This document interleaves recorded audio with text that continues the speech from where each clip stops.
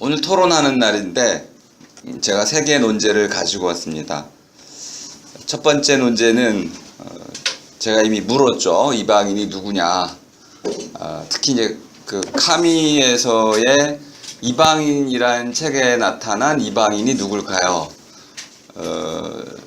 제가 의도했던 거는 거기에 나온 모든 사람이 이방인이라고 답하기를 바랬던 겁니다. 그래서 사람은 모두가 이방인이다. 여러분들이 플립 러닝을 잘 하셨더라면은 첫 번째가 아주 중요한 논제가 됐을 거고요. 제가 이방인을 이렇게 설명을 하고 있습니다. 딴 데 사람, 딴 곳 사람, 딴 데서 온 사람, 낯선 사람 정도가 아니고 딴 나라 사람. 그러니까 우리하고는 뭔가 다른 사람이다라는 개념이 중요합니다. 그럼 다르다는 건 우리 안에서도 있는 것인데 남자, 여자 다르죠. 가난한 사람, 부자 다르게 살죠. 이렇게 세상살이라는 것이 있고 또는 그걸 좀 일반적인 표현으로 제 표현으로 사람들 살이가 있다. 사람들 다 대학 가잖아. 왜 너만 안 가니? 그러면은 대학을 안 가는 그 사람이 이상한 사람이죠. 이게 바로 이방인이 되는 거죠. 넌 다른 사람들 엄마 돌아가시면 울잖아. 너 왜 안 우니? 너 이상한 사람이네. 우리랑 다른 사람이네. 이렇게 우리가 비난한다 이 말이야. 그리고 왕따, 따돌림하고 그냥 다르게 살아가는 사람인데 다르다는 걸 인정 못하는 거죠. 그러면 이제 멀리하게 됩니다. 배척하게 되고 멀리하게 되고 결국은 나중에 어떻게 될까요? 처단하려고 하는 거죠. 그러니까 다르다는 것이 결국은 하나의 형벌로 다가오게 되는 겁니다. 근데 이제 어려움은 까미가 얘기한 어려움이 뭐였냐면 사람은 누구나 혼자 있을 때 스스로 나가 된다는 거예요. 스스로 나가 됐을 때는 사물을 바라보게 되고 지나가는 사람들을 관찰하게 되고 그들의 손짓, 발짓 또 그들의 생각, 삶 전체를 살펴보게 되죠. 근데 혼자 있다는 걸 깨닫는 순간 견딜 수가 없어가지고 제가 이제 더블 들이라고 복수 형태로 많이 쓰는데요. 홀로 들, 더블 들. 들자를 붙이면 재밌어요. 사람의 들자를 붙이면 사람들이 되는데 평균적인 이런 의미를 갖게 됩니다. 사람들 그러면 평균적인. 사람 하면 왠지 개성 있고 인격을 갖추고 있고 나름대로 존중받는 이런 느낌이 있지만은 복수를 붙이면 그냥 저기 굴러다니는 돌멩이 정도의 느낌을 갖게 됩니다. 사람들. 너희들 그러면은 좀 약간 얕잡아 보는 느낌이 우리말에 있습니다. 들이라는 것은 떨어져 있다 하고도 연결됩니다.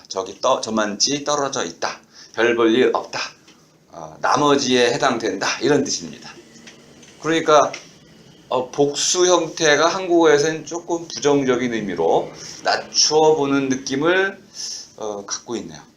그래서 여러분들도 혹시 그런 느낌을 자아내고 싶을 때는 그냥 복수를 쓰세요.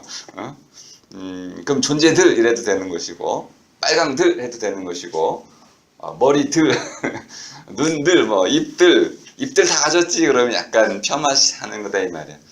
들이라는 것이 대상화하는 느낌도 있지만은 좀 낮춰보는 것도 있다. 근데 스스로인 경우에는 그럴 수가 없습니다. 우리 전체와 관련해서 보자면 이 세계 전체는 스스로 움직일까요? 아니면은 누가 움직여지는 외부에 원인이 있을까요? 우주 전체는 전체라고 말했을 때 우주 전체는 이 우주 전체를 움직이는 우주의 바깥에 무엇이 있을까요? 없을까요? 이게 이제 다다음 주의 핵심 주제입니다. 신은 죽었다라는 말의 의미를 우리가 그렇게 이해할 수 있다는 겁니다. 스스로라는 말은 전체라는 말이면서 동시에 갇혔다라는 뜻입니다. 나머지가 없다는 뜻이야. 스스로 나라는 것은 나의 바깥에는 그 무엇도 없고 오직 내가 나 자신의 임자다라는 뜻을 갖고 있습니다. 자율성이라는 의미도 갖고 있는 거죠. 모든 것을 스스로 정하고 스스로 해나가고 스스로 책임지는 것. 사페레 아우데. 스스로 생각하라. 칸티의 아주 유명한 말이네요. 라틴어이지만은 스스로 생각한다. 무슨 뜻이죠? 스스로 행동하라는 뜻이네요. 스스로 책임질라는 뜻입니다. 인격, 퍼스널리티라고 말하는 인격의 핵심을 이렇게 스스로 생각할 줄 암이라고 칸트가 정의를 내렸습니다. 그 스스로 생각할 줄 모르는, 좀 어려운 말, 것들을 쓰겠습니다. 스스로 생각할 줄 모르는 것들은 퍼스널리티라는 게 없어. 부족해. 모자라. 그러면 주체가 될 수 없게 되는 거예요. 주체가 되지 못하면 그것은 object, 사물이 되는 겁니다. 대상화가 되는 거죠. 그건 복종하거나 또는 사물처럼 취급을 받게 된다는 뜻입니다. 자, 어쨌든 스스로 나라는 것에서 이제 내가 갑자기 나 혼자다, 나 홀로다 라는 걸 깨닫게 되는 순간 겁을 내게 되고 갑자기 누군가를 찾게 됩니다. 전화를 하거나 TV를 보거나 소설책을 꺼내 읽거나 혼자 있는 걸 견딜 수가 없는 것. 이 경우엔 이제 더블 해가지고 복수 형태를 썼습니다. 더불어 살기 하면 상당히 긍정적인 의미를 갖고 있는데 이걸 좀 부정적인 의미로 바꿔놓으려고 한 겁니다. 더블들, 더블나, 사람들나 이렇게 돼가지고 혼자서 스스로 살아가지 못하는 이런 사람들, 무리짓는 사람들, 군중이 되는 사람들, 덩어리가 되는 사람들, 이런 경우에 속하지 않으면 그런 사람들은 그렇게 속하지 않는 사람을 뭐라고 부르냐면 이방인, 딴데 사람, 뭔가 우리랑은 다른 사람, 별종 이렇게 부른다는 거야. 그리고는 조금만 잘못된 행동을 해도 그를 크게 비난하고 우리의 울타리로부터 너는 우리와 달라, 너와 우리를 대비시킴으로써 우리는 힘을 가진 권력의 주체가 되고 너는 그냥 우리의 판단에 처분에 맡겨야 되는 그 무기력한 인물로 전락을 시키는 거죠. 너는 우리와 달라. 그러면 이제 그 너로 지목된 사람은 아무런 힘도 가질 수 없게 됩니다. 이런 의미에서 사람은 모두가 이방인이다라는 논제를 토론해 볼 수 있겠고요. 두 번째는 삶은 그 자체로 부조리하다. 부조리라는 낱말을 이해하는 것이 핵심이 되는데요. 부조리라는 낱말 자체는 앞뒤 말이 들어맞지 않는다. 앞뒤 말이 안 맞음. 앞뒤 안 맞음. 앞뒤 틀림. 너 앞에서 한 말하고 지금 한 말하고 다르잖아. 이렇게 앞뒤가 안 맞는 경우 이것을 부조리라고 합니다. 조라는 거는 가지란 뜻이에요. 가지가 이렇게 삐뚤삐뚤 생겼어요. 가지가 가지런하지 않은 거, 이게 부조리야. 근데 이방인에서 말하는 까미가 말하려는 absurd는 그런 뜻이 아니라고 말씀드렸습니다. 귀가 막혀버렸어요. 이 벽을 얘기해서 벽, 그죠? 벽이 아무리 얘기를 해도 벽을 알아듣지 못하잖아요. 사람이 사람에게 말을 하는데 벽처럼 꽉 막혀버렸어. 이해할 마음도 없고 이해도 못하고 대답도 못하고 엉터리 말만 하고 지 생각만 꽉 갇혀있어. 이런 게 바로 absurd네. 이런 사람, 마이동풍, 이런 사람하고는 대화도 안 되고 같이 사는 것도 불가능합니다. 이걸 우리가 부조리라고 번역을 하면서 까미의 부조리 사상이 완전히 오해가 된 것이죠.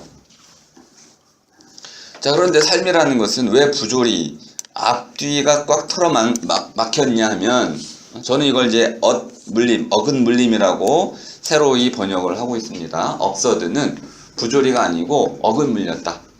나는 남자로 살고 싶은데 여자로 태어났어요. 그런데 여자로 살아갈 수밖에 없는데 계속 남자로 살고 싶은 마음이야. 내가 바라는 삶은 이런 삶인데 내 미래는 이렇게 희망찬 건데 현재는 그냥 이런 조그만 의자에 앉아가지고 옴쭉달싹도 못하고 그냥 강의를 듣고 있어야 돼. 기분 나쁘지만 자유롭고 싶지만 강의를 하고 싶지만 강의를 듣고 있어. 미래의 얘기죠, 그죠? 근데 미래가 자꾸 안 와. 미래는 점점 멀어지고 현실은 어두워지고 이럴 때 우리가 이제 소진당하는 거죠. 무기력해지고 힘이 빠지고 희망이 사라지는 거죠. 이렇게. 그런데 그걸 버릴 수가 없어.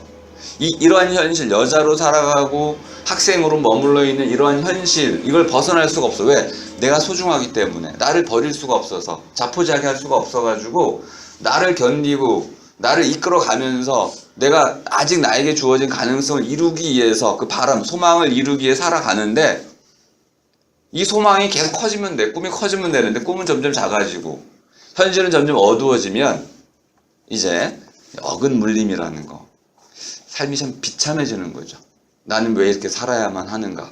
다른 사람은 더 잘 사는데 이렇게 비교가 시작될 때 우리는 갑자기 비참해집니다. 왜? 나의 꿈이, 나의 소망과 나의 바람이 나를 비참하게 만드는 거야. 그때 불교에서는 이렇게 얘기합니다. 그런 소망과 꿈을 던져 버려라. 어떻게 됩니까 그러면은? 아무 소망 없으면 돌멩이처럼 살면은 불행할 일이 어디 있어요? 마음이 평안해지겠죠. 이거를 불교 용어로는 체념. 이건 깨달음의 용어입니다. 체념이란 말은 우리가 일반적으로는 좀 부정적인 낱말로 이해하고 계시겠지만은 불교 용어로는 깨달음입니다. 네가 왜 이렇게 고통받는지 생각해보라 이가. 그러면 결국 바람, 소망, 꿈, 희망, 우리가 긍정적으로 말하는 그 모든 것들 때문에 나는 잘났어, 나는 뭐 이런 사람이야, 내가 이런 사람인데 왜 이래? 라는 자기 자신에 대한 믿음, 이것 때문에 결국 모든 고통, 이것이 비롯된다고 보는 거죠. 그것을 끊어버리라는 거예요. 그러면 마음에 평화가 온다는 것이죠. 근데 그렇게 살고 싶으신가요? 좋습니다. 그런 삶도 마음의 평안을 유지할 수 있어서 좋은데 보통 사람들은 자기가 원하는 걸 이루는 방식으로 만족의 방식으로 살고 싶지 이 너무나 소중한 이 꿈을 버리는 방식으로 마음의 평안을 얻고 싶어 하지는 않아요. 반대 방식을 택하고 싶어 합니다. 근데 문제가 있어요. 만족의 방식, 성공의 방식을 채택하면 만족하면 또 어떤 일이 생겨요? 내 그릇이 커져. 마음의 그릇이 커져. 또 불만족이 되고 그걸 다 이루면은 그릇이 더 커져. 이제는 또 불만족해지고 성공이나 만족의 삶은 끊임없이 이런 사다리 오르기와 같은 올라가면 어떻게 될까요? 네, 떨어질 위험이 커집니다. 어쨌든 이 사다리와 같은 삶을 살아가는 게 인간의 욕망이죠. 자, 그렇다면 이제 부조리라는 개념을 잘 이해해 보시면 우리는 항상 이런 갭이 있어요. 틈이 벌어져 있습니다. 내가 바라는 삶과 현실 사이에 뭔가 큰 틈이 벌어져 있어서 극복이 안 돼. 그럼에도 불구하고 나는 이 어근 물려있는, 내가 싫은 사람을 자꾸 만나야 되고 내가 싫은 일을 해야만 되고 알바를 가야 돼서 용돈을 벌어야 되고 이렇게 내가 하기 싫지만은 겨우 하나 내가 꿈꾸는 어떤 걸 이루기 위해서 모든 걸 참고 견디는 어근 맞물려 있는 나의 인생을 계속 돌아가도록 노력하는 이러한 태도, 이것이 바로 업서드다. 그러니까 우리가 부조리라고 번역해가지고는 이러한 관계 중심의 낱말을 이해할 수가 없었던 것이죠. 세 번째 논제는 언물림, 내가 여자로 태어난 게 내 탓일까요? 아닐까요? 자기 탓이라는 거예요. 제 대답은 그렇습니다. 근데 논제는 그렇게 안 드렸어요. 언물림, 이 세상에 내가 태어났다는 것 자체가 모든 게 어근 맞물려 있잖아. 내가 원하는 대로 맞물려 놓을 수 있는 사람 있어요? 다크시티라는 영화에 보면 있죠, 그죠? 쭉 사이퍼 해가지고 이 세상을 내가 원하는 대로 생각만으로 다 바꿀 수가 있어. 그럼 어근 물린 건 없죠. 근데 이 세계는 나를 오히려 거꾸로 물고 늘어져. 내가 이 세상에 잘못 들어박힌 그런 톱니바퀴처럼 살아가는 때가 많아요. 이 세계 전체가 어근 물려 있지. 누구 탓일까요? 이게 사실 굉장히 어려운 문제인데 고대 철학이나 중세 철학 이런 문제가 없었습니다. 현대 철학에만 이 문제가 나타나는 거야. 이 세계는 누가 만들었을까요? 우리 스스로 만든 거죠. 이런 모습 누가 만들었어요? 우리 스스로 만든 거죠. 만들고 나면 어떤 일이 벌어져요? 내가 결혼하면 아이를 낳잖아. 그럼 어떤 일이 벌어져요? 아이하고 북적북적 어떻게 해? 가족을 이루고 살아야지 뭐 어떡할 거야. 책임이 있잖아요. 누구 탓이야? 내가 딸을 낳지만 그 누구 탓이야? 누구 탓은 아니지만 결국 내 탓이야. 내가 장가를 안 갔으면 될 거 아니야. 내가 안 태어났으면 이런 일이 없겠죠. 태어났어요. 그럼 누구 탓이야? 네, 이게 바로 실존 철학에서 결단이라는 문제입니다. 내가 선택한 적은 없지만은, 내가 대한민국 국민으로 선택한 적은 없지만은, 태어나는 순간 나는 모든 것에 대한 책임을 짊어지지 않을 수 없는 거죠. 억은 물려있지만 이건 바로 내 자신이 짊어지고 살아야 할 나의 탓이다. 그래서 한때 이런 운동도 했었죠. 내 탓이오 운동도 했었습니다. 김수환, 추기경이 했던 것인데 뭐 그렇게 성공적이진 않았던 것 같습니다. 철학의 베이스가 없으면은 내 탓이오는 오해될 수도 있는 거예요. 자동차 딱 사고 났는데 누가 가서 내 탓이오 그럴 사람이 어디 있어요? 네? 그때 시시비비를 가려야 되는 거죠. 그런 의미로 쓰이기 때문에 문제가 됐습니다. 내 탓이오라는 건 그런 뜻이 아닙니다. 억은 맞물려 있는 이 현실, 부조리해 보이는 이 현실, 이것을 어떻게 하라는 거예요? 떠맡으라는 겁니다. 피하지 말라는, 욕하지 말라, 헬조선하지 말라는 거예요. 조선 이게 싫으세요? 이거 떠맡고 바꿔가라는 거예요.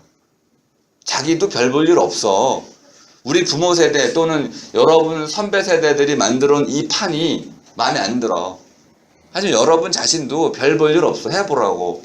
더 잘 만들어 놓을 수 있는지 없어요. 최선의 결과야 그냥.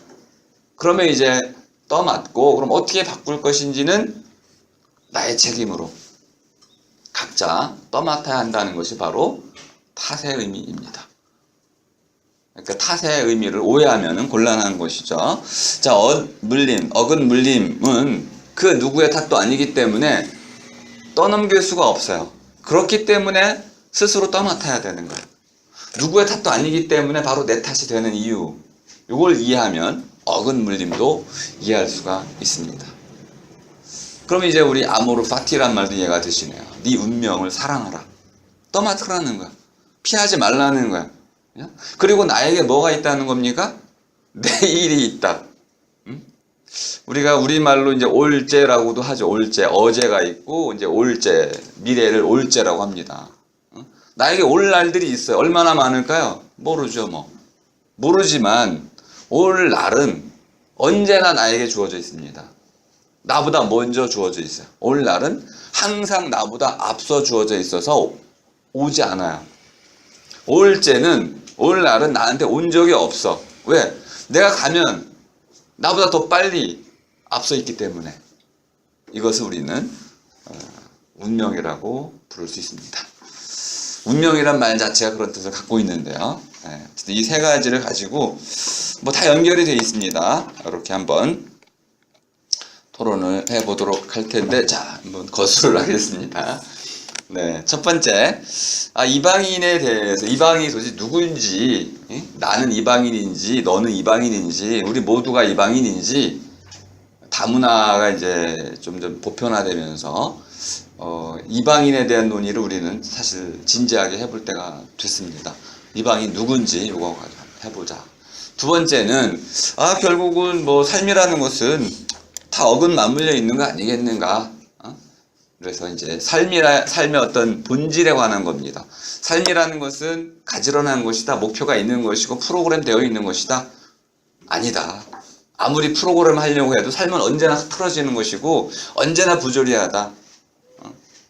이런 삶의 어떤 본질에 대한 거. 세 번째, 이런 본질을 받아들이고 이렇게 얘기하는 거죠. 그게 바로 내 탓이다.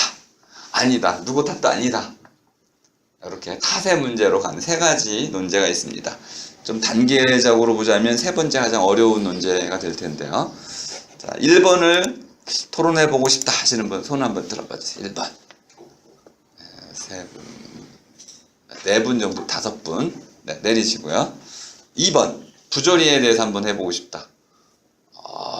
6분. 네, 그러면 대학생 정도니까 우리는 가장 어려운 걸로 가보겠다. 탓에 대해서 한번 해보고 싶다. 탓. 야, 오늘은 뭐 그냥 거의 막상막한데요. 그럼 이렇게 합시다. 모둠끼리 모여가지고 자기들이 원하는 걸 하세요. 네, 됐죠? 자, 그럼 지금부터 토론을 시작하도록 하겠습니다. 자, 토론.